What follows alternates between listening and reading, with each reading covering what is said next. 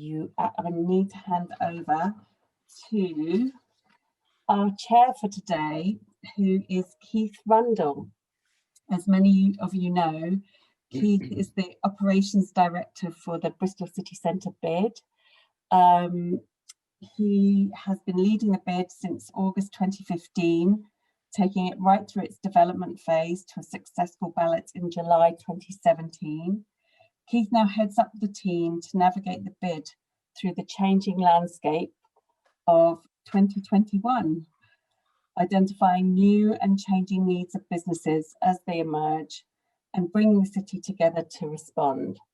I'm still letting people in from the waiting room, so I'm going to mute myself now and hand over to Keith. Good afternoon, everybody.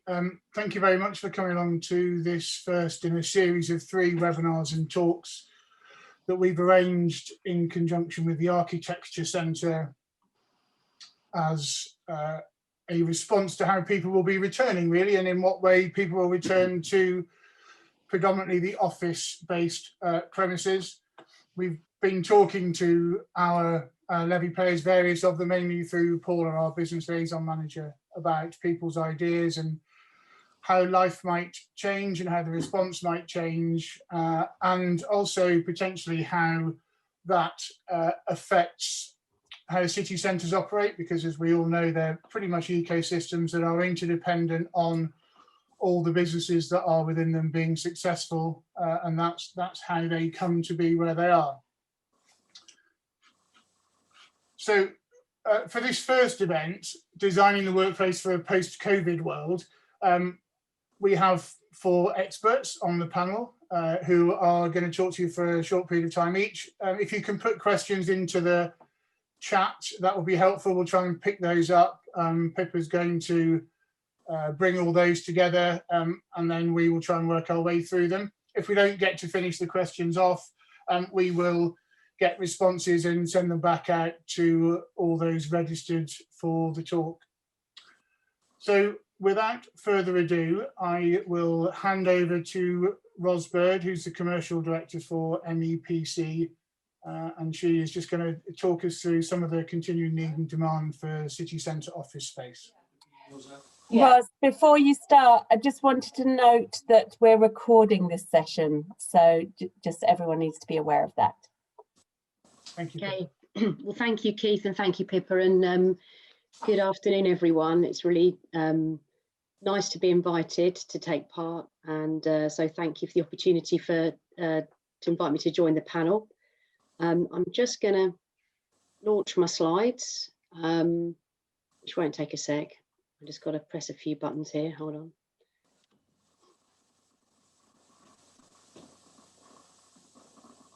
And then get it into slide mode, and I'll make them bigger. So hopefully everyone can just see slides now.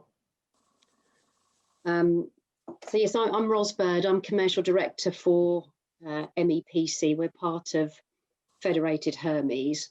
When I was preparing this presentation, I had quite a lot of intro things about us, and I'm going to keep some of it in, but I'm shortening that because I want to get to the question in hand about the workplace and how it might be affected by COVID. And as you'll see from my slides, we're long-term investors, and I'm around, so forgive me if I don't give you loads and loads of detail about Federated Hermes and me and MEPC, but I'm happy to do that with anyone who's interested or answer questions about that. But I do have a bit of background.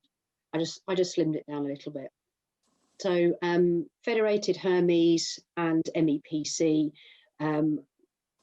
who are we? So Federated Hermes is a investment manager, and it's investing in public markets, but also in private markets and real estate. And the money invested in real estate is pension fund money. So why that's important is because it's about long-term investment in places, looking for that return on the investment over the long term, and that helps us with strategic thinking and I guess tackling difficult sites where you know you're going to need to be patient about how it's developed and how long it takes and that sort of thing. which is helpful when you're working in complex city centres. And MEPC, which is the company I work for, we're part of Federated Hermes, and we are like on the ground in those places, and we're looking at the strategy, getting planning consent, managing the physical development, so construction projects, and then once buildings are built and places are created, taking responsibility for the management of those places over time. And a big part of what we do, and what sort of seems to make us different to a number of other sort of developers out there, is that we just really want to engage with local organisations and work in partnership with the council, and really think hard about what we're doing to make sure that it really adds value. And there's a couple of different types of real estate investment that we're involved with. One is urban regeneration, which is the sort of work we're doing in Bristol. And the other is what we call thematic investments. So that's sort of science parks and the like. So we manage Milton Park in Didcot, which is mainly biotech. And I'm responsible for Silverstone Park in Northampton, which is the land around the track there, developing an advanced engineering technology park. So just so that you know, there's a variety of different investments and lots of different experience coming through. Those images there on the top are Pilcrow Pub, craft classes at Noma Manchester, north of Manchester side, and there's things on in the bottom with social community and networking, that sort of things that we're doing at Silverstone Park with different people. So in terms of the places that we're working, on the sort of urban regeneration side, there's sort of 6 major cities that we're working in, including Bristol. You can see them there in Birmingham, Manchester, Leeds and London, and over 2 million square foot of development going on at the moment. So just to come on then and now to focus on Bristol, one of the things that I'm sure you know already, the reason that we wanted to come and work in Bristol is because it is one of the top cities in the UK. And the St Mary Le Port site, I'm sure you know it, but if you don't, it's the one near Bristol Bridge there. You can see at the end of Castle Park with the red line around it, is a key central location in Bristol. And there's a real opportunity to transform that site and with that benefit the whole city centre and the surrounding area. So we're really excited about the opportunity to look at this site and to work with the council, think about the planning framework, work with the local stakeholders and people that are already experienced in and understanding and very knowledgeable about the whole of Bristol and what this site could mean, and really listen, think about what we could do here to add something in that will really be of value. So we sort of I talk about it as being adding to the mixed use heart of Bristol, and what I mean by that is the fact that you have residential blocks going up, you have residents already, you've got lots of people working in this area, travelling through. There's the tourist attractions, and it's really thinking about how this site could support people that are living, working and visiting and indeed studying and worshipping in this area. So getting on to the question of the world that we're living in and COVID, I guess the first observation that won't be lost on anybody is the fact that COVID-19 isn't the only factor that's having an effect on society and making a difference and changing how we might live. And I think, I suppose for us as MEPC and Federated Hermes, we're always looking for insights, drawing on our previous experience and designing with the future in mind, I think is what we say in terms of what we're doing. So obviously climate and ecology emergencies are top of the list, along with the social justice issues, and COVID-19 is exacerbating things to do with the demise of the high street, but that was already in train, and who knows yet exactly how Brexit's going to affect us longer term. And then Industry 4.0 is probably going to be a big game changer for us, and hopefully helpful in terms of 5G and reduced latency and access to virtual reality and AI and the like, how that might change how we live and also how we work. So the things that I was sort of thinking about and how we're approaching this for us as a business and indeed in Bristol, and what's happening now and what we do, focus on the office accommodation that we're looking to get planning consent for, and then think about what's happening. I think there are some positive and negatives, and it really depends on whose perspective you've got when you're considering this question, because for some individuals, the ones that have had to work from home if they can, they've had some time back because they're not commuting. They might have had, therefore, quite a nice experience in some ways, apart from being cooped up, not having to join the rat race and do all the travelling, and people have talked about that. But there's also been people that haven't been as happy working from home for whatever reason, in terms of the conditions or for mental health. But also we've noticed for young people with career progression, there's a problem with the lack of visibility at home to promote yourself and also to learn from others, and that whole mentoring piece has been very difficult for companies to do with people working from home. But in terms of the company, in one way, you've got increased desk capacity while we're all working at home. There's empty desks in the office, and if you think that people may want to continue to work more flexibly, really what that's done is opened up that opportunity to employ more people and grow in a way, potentially. Another thing that was in the FT over the weekend actually was about the skills pool becoming international. And that's great if you live in London and really want to live in Paris and work in London, you could do that. And people have been doing that sort of thing during this last 12 months. They had a little warning on it, that article as well, that said, you know, if you can do your job from anywhere in the world, then anyone in the world can do your job.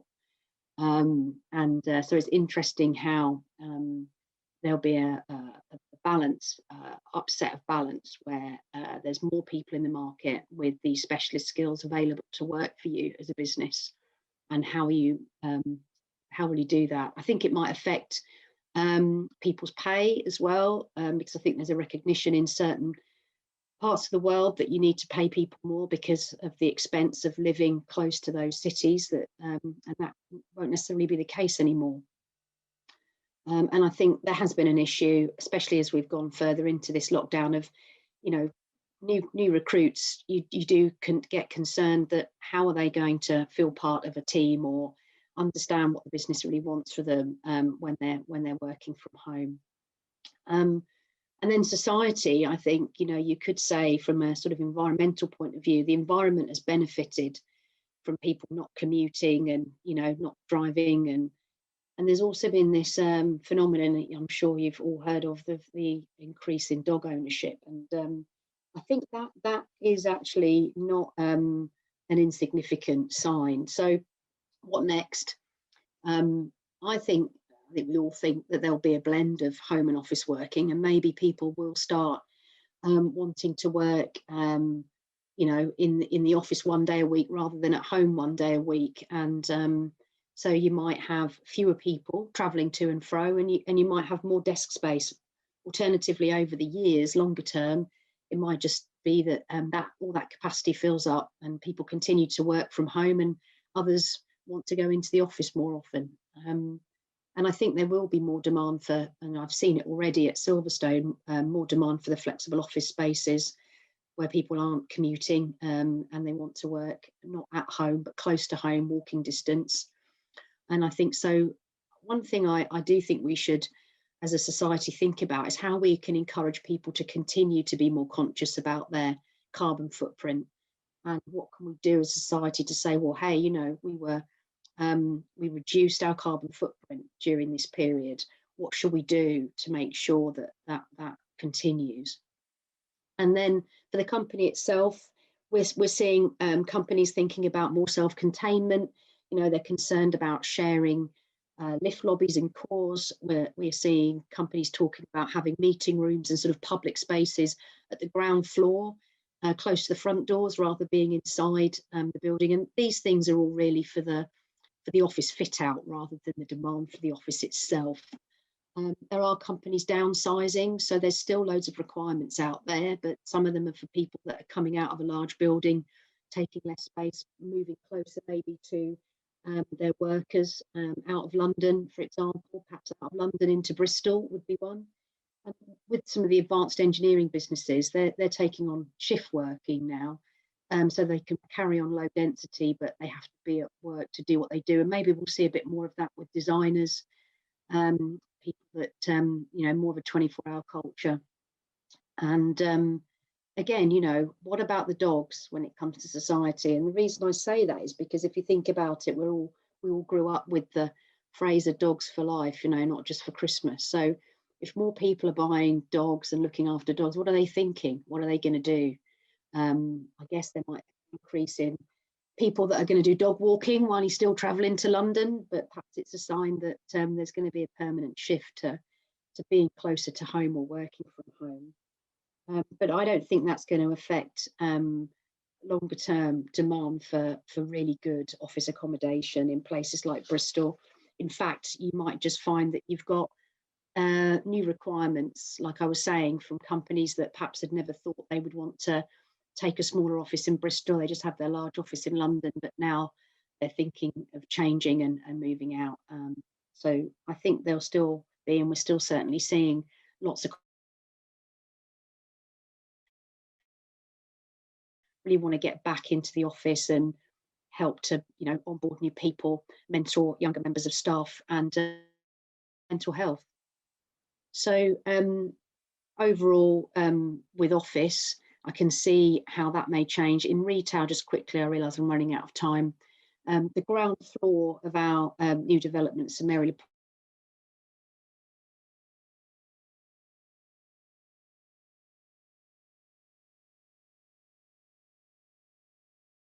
and others within our business believe that people will still want a shopping experience, and you know, that's going to be something where you can get access easily. So, you know, transport options to get into the centre of a city, that you have all the opportunities there for example, in Bristol, the market, and you've got Broadmead Shopping Centre and Cabot Circus. But there's a real need, I think, for independent shopping experience in close proximity to the market and the large multiples. And that's what we're looking to bring into the St Mary Le Port site, to create an area of independent retail, and for that to be, you know, designed for these smaller businesses.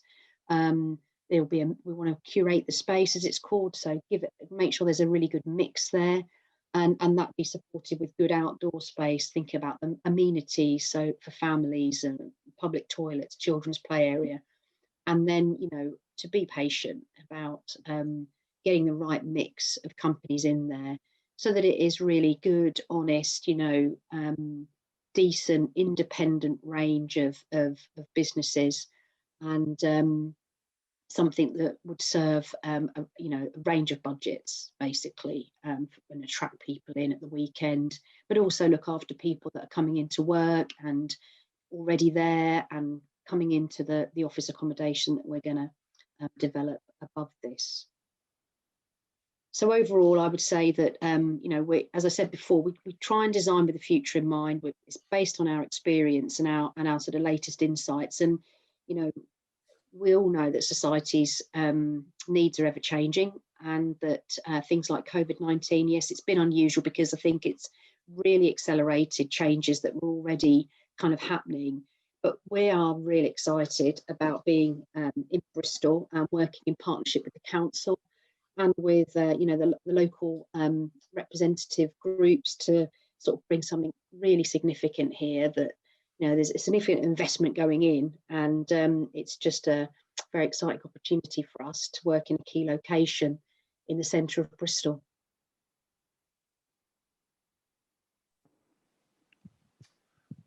Thank you, Ros. Some interesting topics there, aren't there, around how the bill might happen to enable how the office will function in the future. So moving on, I'm just going to introduce to you Cormac Farrel from Alfred Hall Monaghan Morris, AHMM. Thank you, Keith. I'll just share this. Thank you, Keith. So my name is Cormac Farrel from Alfred Hall Monaghan Morris Architects. So we're based in London and Bristol. We've been in Bristol for the last 12 years. You can probably see I'm working from the office. I have been since November, so the office for me certainly isn't dead. Just to point out, I have been bringing my dog Scooby to work, but I've left him at home today because he barks quite a bit. On the screen here, I suppose, is a snapshot. We work across multiple sectors, but workplace being key. And I suppose what we're interested in, I suppose, which resonates quite strongly with this talk in mind, is the idea that work is a place you go rather than a thing you do. And it's an evolution of projects on the screen here, starting from the 19th century work kind of warehouse of the Tea Building, going through the Johnson Building, White Collar Factory, work with Google, Television Centre, and then One Finsbury Park. And just really that evolution for us about how projects learn from each other. And in a way, I think that's key going forward. I think we were getting there as an industry. I think there's a lot of really positive things in terms of the innovation which has been happening over the last few years. And I think the last year has given us pause to rethink, really. And I think that's what we've done, really. We've taken as a practice and with some of our clients a step back and actually started to rethink some of those ideas. Broadly speaking, I mean, that timeline follows a kind of a three-pronged approach. And the first prong, really, where we are today, the idea of reacting, the returning to work. How do we modify our existing workplaces? I'm not really going to focus too much on that today, but I'll kind of touch on that in a slide in a couple of seconds. And then the kind of main two following ones really is about how we review the emerging work, almost the work on the drawing boards, as it were, and how that might respond. And then rethinking the workplace of the future, really. And in a way, rather than speaking abstractly kind of about these notions, I thought really I'd focus on a case study which is in Bristol. One Portwall Square, which I suppose the brief really was almost jumping to the rethinking the workplace from the beginning about how we can do the simple things better, and really evolve some of those ideas. We're collaborating with our client Nord, who was involved with us from the very early days of White Collar Factory, many other projects, and they're very interested in this idea about how you do the simple things very, very well, and rethink and replace that workplace for the next century as well. Just touching on that point of reacting to work, I mean, this is an expansion space in White Collar Factory, and kind of some of the things that we're doing right now in terms of trying to get people back to work. So we're certainly looking at lower occupancy densities, looking at kind of 1 in 12, so much looser occupancy densities, rethinking about how we allow for that kind of blended working from home and working within the office areas, that, quieter collaboration areas. But a huge amount of work in terms of the operational kind of managing people's work attendance and timings there at the office. But certainly, rather than compressing, we're actually contracting, and likewise in Bristol, we've taken another floor just to kind of loosen up those occupational densities. But really for us, the workplace being key for that collaboration and the creativity that we bring in as an organization, is very important that we get back to work. So I'll talk about One Portwall Square, which is in the centre of Bristol. This is on the Brunel Mile on Portwall Lane. It's 33,000 square foot of office accommodation over 6 floors, a new public square. This is 100 Temple Street, the council's offices. I'll just say straight away, we're taking 2 floors of this. It should be ready by the end of the year. So we're quite excited about this, really as a testing bed for some of our ideas, but also as a new place for us to go. And I suppose as I'll kind of talk you through this review process, but also in a way, just going from the beginning, this building is very much a pre-COVID building in terms of it was designed pre-COVID. But in a way, we had that benefit of time when COVID struck to take a step back and actually test those assumptions in terms of the qualities that we wanted to bring to this office and how they might start to kind of be relevant in a post-COVID world. And I'll just talk you through in terms of these key aspects, in terms of both the review, but also some of the design aspects and how we really do see this as a kind of a building for the future in many ways.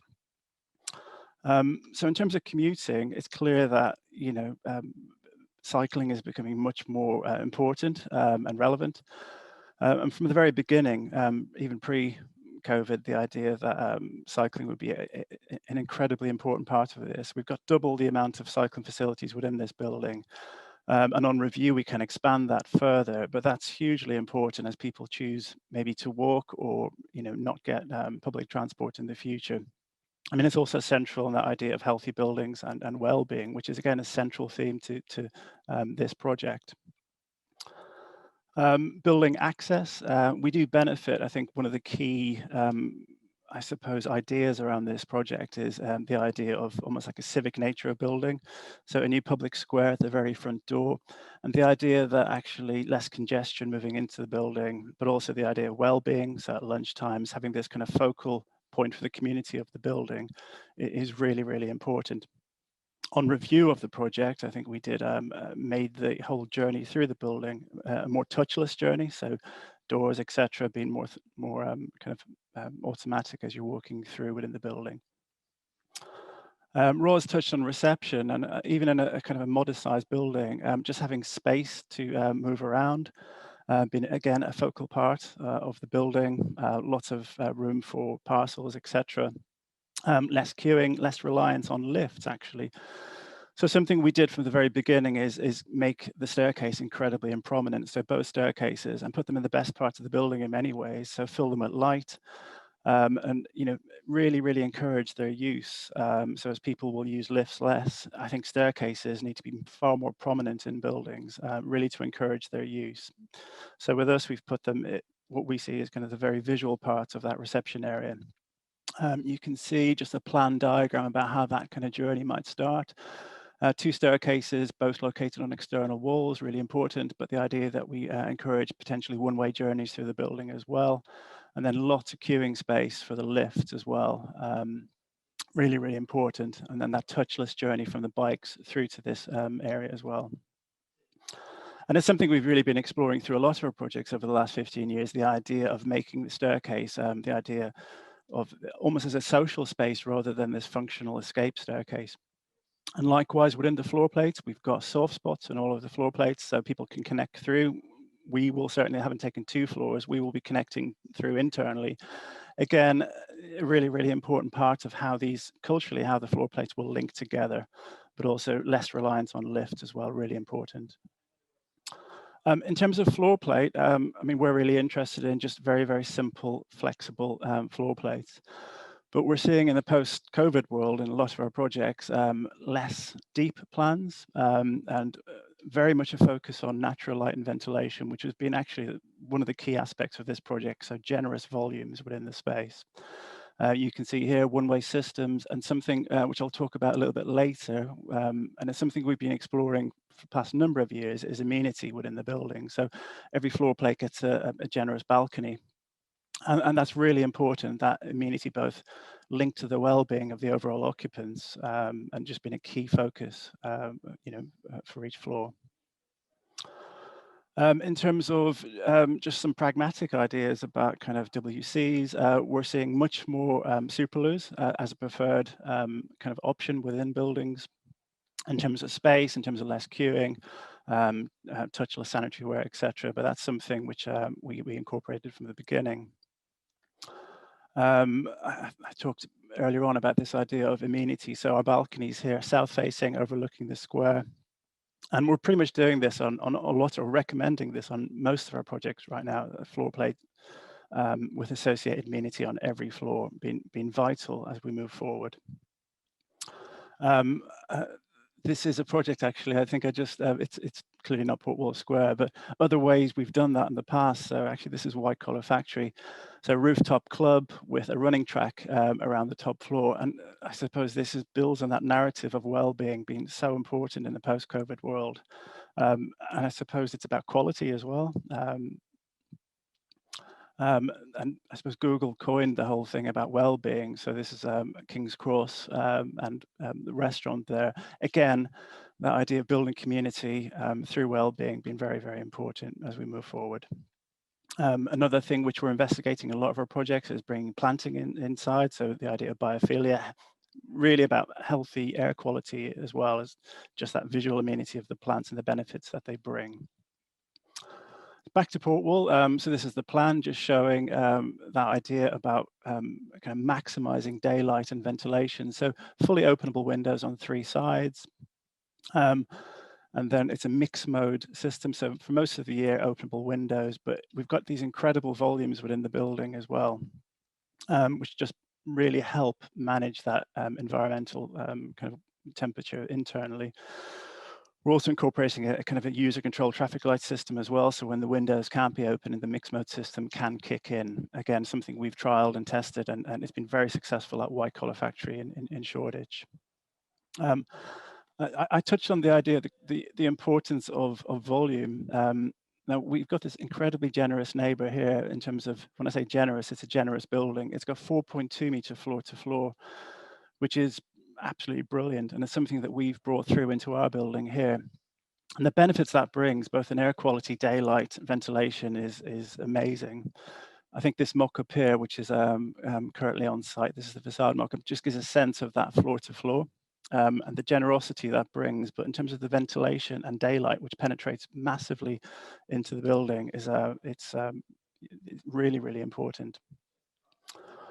And this is just a diagram really, which kind of summarizes the environmental systems within the building. So clearly that depth and that height, so 3.65 floor to ceiling within this building, really does give that sense of generosity inside, and then the openable windows as well. So these 2 diagrams really just describe it in kind of natural natural ventilation mode, and then mixed mode heating as well in kind of 25% of the year. So Arup have been kind of central within this, who we've collaborated with both on White Collar Factory and on this project as well. And you just get a sense of the volumes there, 3.6 floor to soffit. And I think another kind of important aspect of this in terms of the internal environment within this building, I should have touched on it in the previous slide, is we're running kind of cold water through the concrete slabs. So we have this concrete core cooling, which really does give an amazingly even temperature throughout the year within the office building, in the office floor plate. It also really cleans up that soffit incredibly well too. Sorry, that's it. Sorry, I went rather quickly through that, but this is a kind of a snapshot from the square. At night time, you can see those balconies south facing as well. Thank you.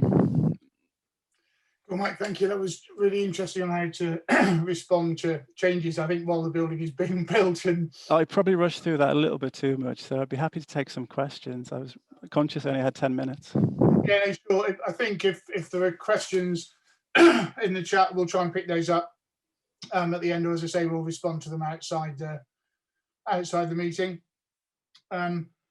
But certainly some great options on redesign and looking at well-being and airflows through buildings.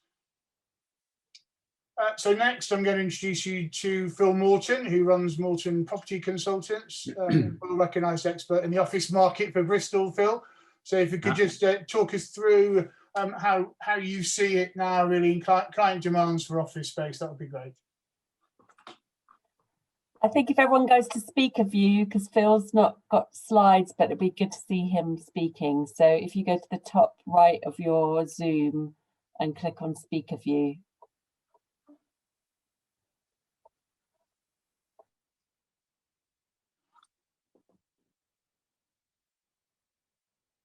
Okay.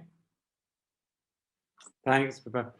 Thanks, Keith. Thanks, Roz and Cormac. Very interesting update on how we're going to be building the buildings going forward. I specialise in anything to do with offices, have done in Bristol for the last 25 years. Recently relocated the likes of Osborne Clark and Ashford's, immersive labs as well as cybersecurity business. So I've got a lot of experience in relocating occupiers and helping them reconfigure their existing spaces. So what I thought I'd do today would give give you an update on the current state of the Bristol office market, what trends I'm starting to see come through, and then what tenants are looking for, what the occupiers are looking for in terms of their new places to work. So with regard to the current state of the office market, we had a very robust year last year, in 2020. We had about 500,000 square feet of take-up, which was only 50,000 square feet short of the 10-year average. So we were very pleased with the robustness of the market. There's about 120,000 square feet of offices under offer at the moment, despite lockdown. There's one significant media occupier looking at 65,000 square feet. So it's quite encouraging that although we've all been working from home, there's been quite a bit of movement in the market. The likes of Canada Life and Deloitte have got searches in the market for 15 to 20,000 square feet each. So there's a real feeling that actually life will continue on using the offices, which is very different from where we were a year ago. So the general feeling is pretty positive. And as we've touched upon before, the occupation of offices is only about 25% now since the schools went back. But anybody who's commuted in recently, there's definitely a commute hour. So it'll be interesting to see how that increases going forward. Headline rents, well, they've remained pretty stable, grade B, grade B plus, and grade A over the last 12 months. But what has happened is rent freeze incentives have pushed out. So if you were looking for a 5-year lease, you'd get about 12 months rent free now, whereas pre-COVID you were between 6 and 7 months. So that's quite a significant change. There's been no significant chunks of space put back on the market since last February, March time, which is good news for us. Although there are a number of occupiers that have just come into the end of their cost reviews. I should think everybody's done a cost review, and it would be interesting to see which ones of those come forward to release space on the market. We've seen some people who finished their cost reviews in Q3 last year and are readdressing their cost review of whether to come back into the office or release the office to the market. So it's very uncertain what the results of that will be. So we'll see over the next 3 to 5 months quite which way that's going to go. Bristol, fortunately, had a very low supply of office space with nothing new except Aurora built over the last 4 years. So we're starting at a very low base. The likes of EQ are coming forward as well as Cormac's building. So it's encouraging that the grade A is beginning to get back on track. And those decisions were made during lockdowns. So there's some very confident, as Ros was saying earlier, there's confidence that there will be a need for offices. It's just how is that going to look? So moving on to the trends that we're seeing, the only thing that is certain in the office market going forward at the moment is that there will be remote working, and remote working is here to stay. Quite how much for remote working is the uncertainty, and we feel that the age demographics of your businesses will determine how much office time you need. So if you've got a young average age of say less than 35, you'll need a lot more office time than if you say you've got an average age of over 35. The juniors need to socialize, they need to collaborate, they need to be mentored, they need to learn by osmosis, which is something that you can't teach. So those of us that are over 35, us 50 plussers, we've managed to learn our trade. We've got our networks, and we need less time in the office. So the office time that we need will be less. So it all depends on where your business fits in terms of the age demographics. But it'll also be sector specific. Those businesses which have a high sales percentage will require more office time. than those which are more administration, development, research led. But further than that, it won't just be the sector, it'll be each business will need to look at their own state in where they are in the cycle. They'll have bespoke requirements, as one size doesn't fit all. For example, if you took a legal firm that was in its expansion phase, they will be very different in terms of how they would compare to a legal firm in a consolidation phase. And the fit out and requirements of both those businesses, both those firms, even though they're in the same sector, will have different demands. There's been a lot of chat of how productive you are at home, and I think most people feel that they are more productive at home. But what is the key question going forward is that good for the business? Is working from home good for the business?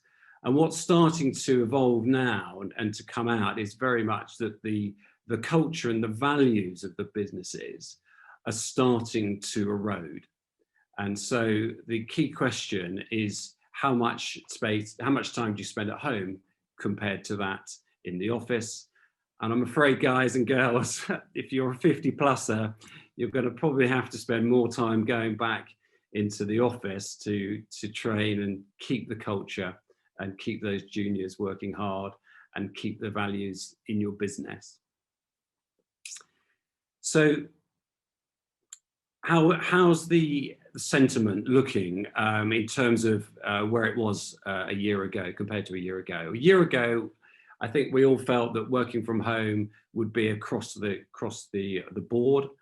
However, there's been a shift over the last probably 6 months where there's likely to be, and it's predicted to be, there will be a hybrid. And I think that will be the way that it'll go forward.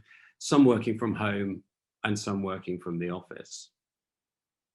Probably 6 months ago, last summer, it was generally felt that the staff wanted to come back on a day, on a number of days per week. So you'd either have one team coming in Monday, Tuesday, Wednesday, another team coming in at the end of the week, some people preferring Monday and Friday, so they get a good start to the week and they can finish off their work and enjoy the weekend on a Friday, and those that wanted the Tuesday, Wednesday, Thursday slot. But I think what's starting to come through in the chats that I'm having with businesses is that there's no one week that is the same as another.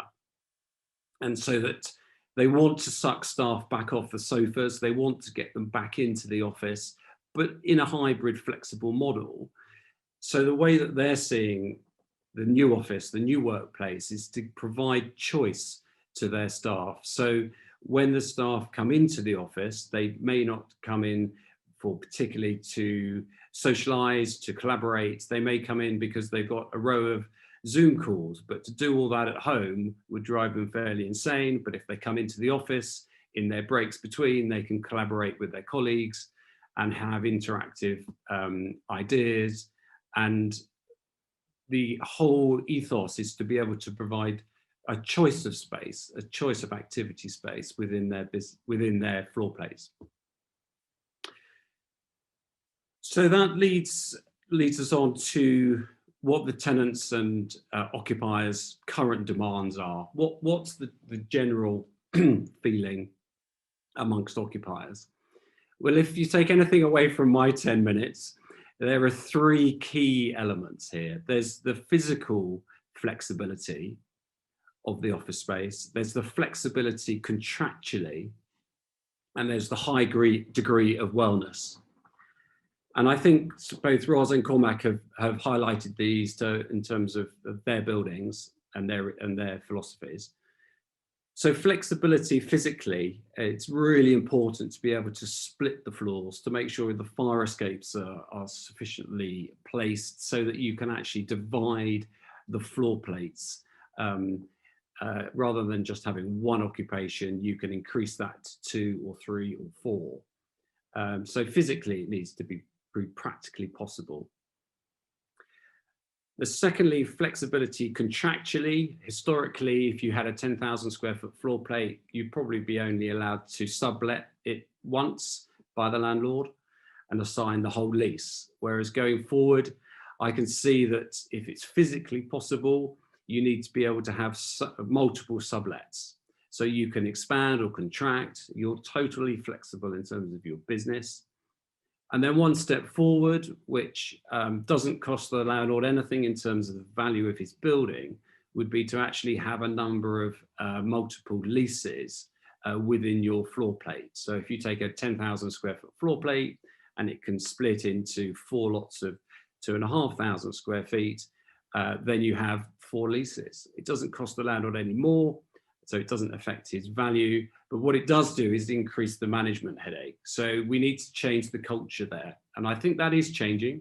It will certainly help in terms of flexibility for the way businesses are either going to expand or contract, need more space, less space, depending on what comes out of the post-COVID workplace. And then finally, wellness is very much at the forefront. It was there pre-COVID, but it's just been accelerated to the top of the list amongst a number of other things, with environmental and sustainable values being key drivers. Good natural light, Cormac talked about. Good air quality, Cormac talked about. Close to local amenities, Cormac talked about. But it's not just the local shops, it's access to parks, which Cormac's got one on his front door now. But riverside walkways is very important. And the certification of these items, such as BREEAM, the energy performance certificates, cycle score, which Cormac talked about, wired score, they're all coming very much to the forefront of what occupiers require. So it's as important now as it ever has been to have space and buildings that you can recruit and retain talent in. But what is coming in now, post-COVID, is enticement. You need to be able to entice your staff back into the office, off those sofas, back into the office in a hybrid, flexible manner, to restore the culture and keep the values. Thanks, Keith. That's it for now. Thanks, Phil. Yeah, very much on the same points, isn't it? That the only certainty is uncertainty, and that actually it varies across the piece. But there are certainly lots of options and thinking out there at the moment.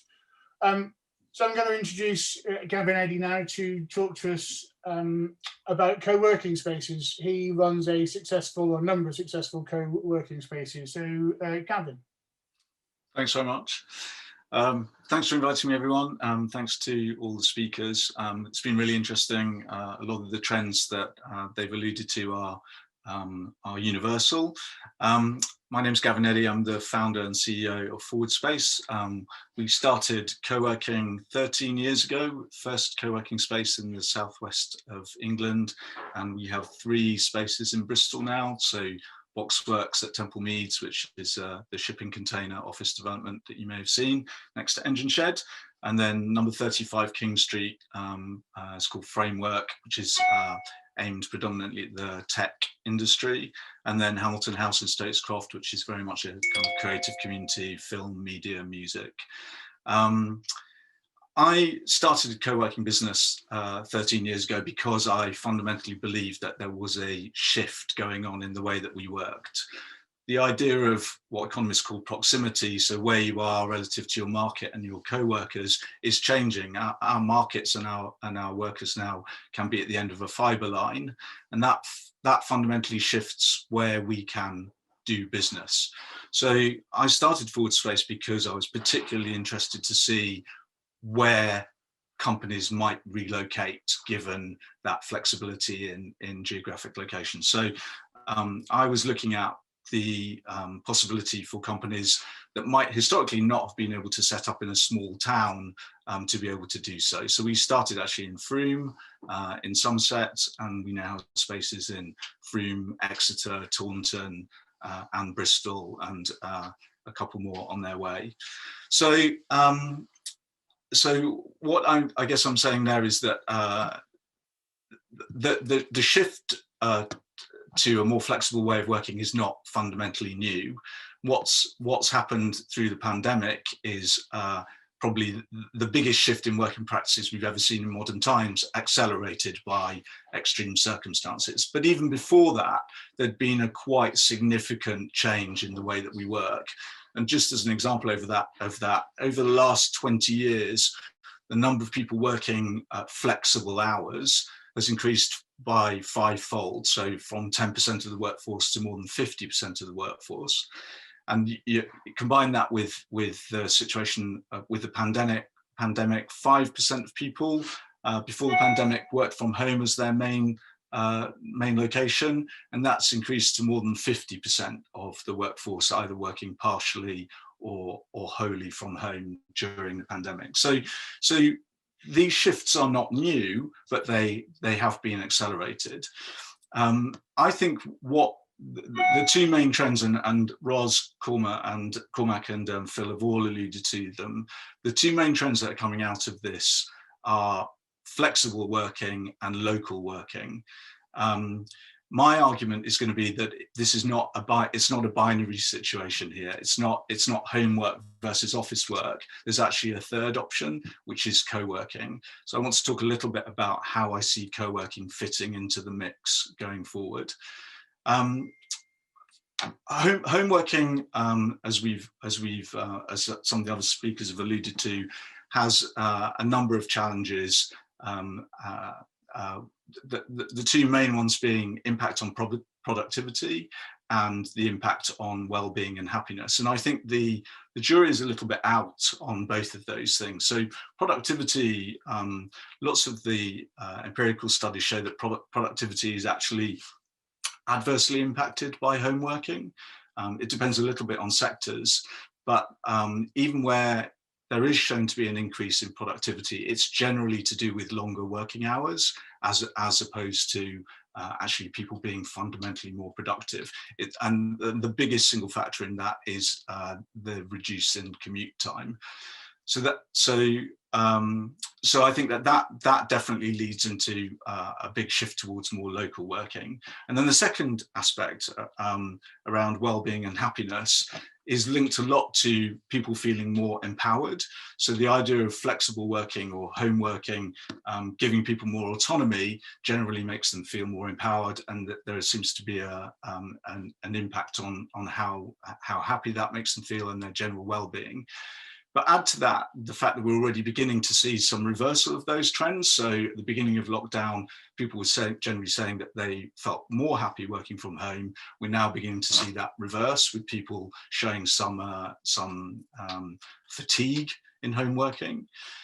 So what I think we are going to see happening is a move to much more to work anywhere. So bigger companies becoming more flexible about people partially working from home or partially working from an office, and then perhaps them also being allowed to work from a third space, such as a co-working space.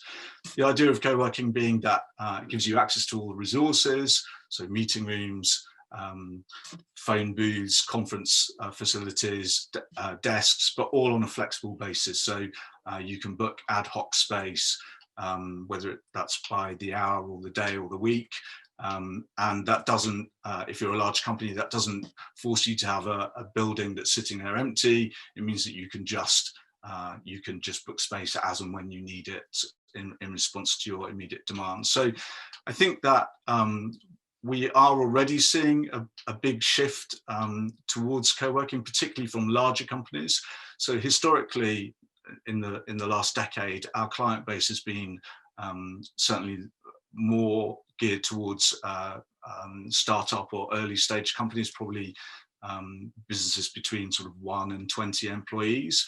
What we're beginning to see now is a shift to much larger companies who are perhaps downsizing their footprint. So they might be reducing to a smaller permanent office, but then adding in capacity by taking co-working space to be able to allow them to flex the amount of space that they have day to day.